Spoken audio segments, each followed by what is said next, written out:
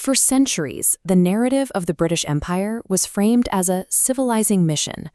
The official story claimed that the East offered its vast riches to a modern West in exchange for order and enlightenment.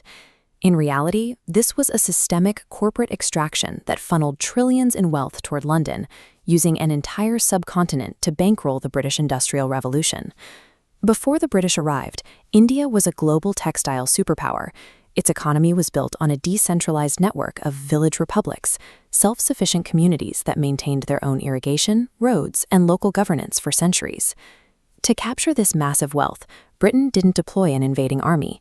They sent a startup corporation. In the early 1600s, the English East India Company entered the subcontinent looking for a share of the spice trade. They started small, operating out of fortified mercantile posts, like this factory in Surat. Over the next century, that small mercantile outfit transformed into a sprawling corporate empire. Their growing power was reflected in the architectural scale of the East India House in London, the nerve center for their global operations. The company's directors eventually realized that competing in a free market was less profitable than controlling the political landscape. By rigging the rules of trade, they could secure a total monopoly. This strategy shifted the company's role from merchants to kingmakers, beginning a corporate takeover of the entire Indian political system. The turning point came in 1757 at the Battle of Plassey. To defeat the Nawab of Bengal, Robert Clive didn't rely on military tactics. He relied on a massive bribe. Clive struck a deal with the Nawab's commander, Mir Jafar. In exchange for betraying his ruler, Jafar was promised the throne. Clive installed him as a puppet CEO, giving the company access to Bengal's treasury while British bayonets ensured compliance.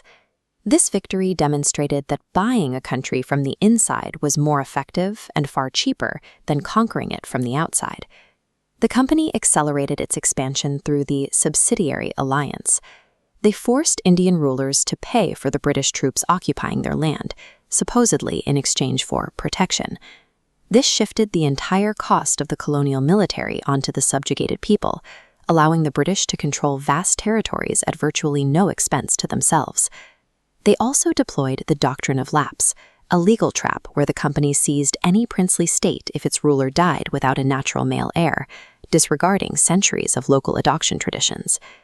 Through these legal loopholes and rigged treaties, the East India Company swallowed vast portions of the subcontinent without engaging in a single conventional battle.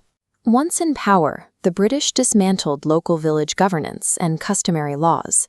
They installed a centralized bureaucracy designed to maximize tax collection and facilitate the export of resources. To serve British industry, they imposed high tariffs on Indian textiles, while forcing India to accept British-manufactured goods duty-free, effectively ruining the local weaving industry and forcing millions into poverty. Even the praised railway network functioned as a massive corporate conveyor belt, pulling raw materials from the interior to flood India with British products. These economic changes re-engineered India's economy to be a subservient supplier for the British Empire, rather than a self-sufficient global power. When a nation is managed strictly for corporate profit, human lives are treated as a disposable expense in the pursuit of revenue. During the Great Famine of 1876, up to 8 million Indians perished. High colonial taxes and the forced export of food crops turned a localized drought into a systemic mass casualty event, as starving families couldn't afford the grain grown on their own land. While millions starved, the colonial administration continued to export 1 million tons of grain per year to Britain. These bags of rice on Madras Beach were prepped for shipment, while people died of hunger just miles away. These famines provided proof that the civilizing mission was secondary to extraction. The system functioned as intended, prioritizing the British ledger over human survival. By the late 19th century, the British had successfully converted a wealthy global superpower into an impoverished captive market. Through relentless taxation, the Indian people were forced to pay for the very administrative and military systems used to keep them subjugated. This accumulation of debt, the seizure of land through the doctrine of lapse, and peasant revolts like the Santal Uprising turned the subcontinent into a high-pressure environment.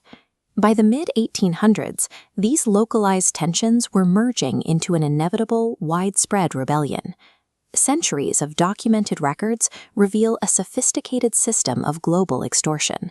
This era marked the beginning of a nation's long struggle to reclaim its sovereignty and its wealth from a corporate empire.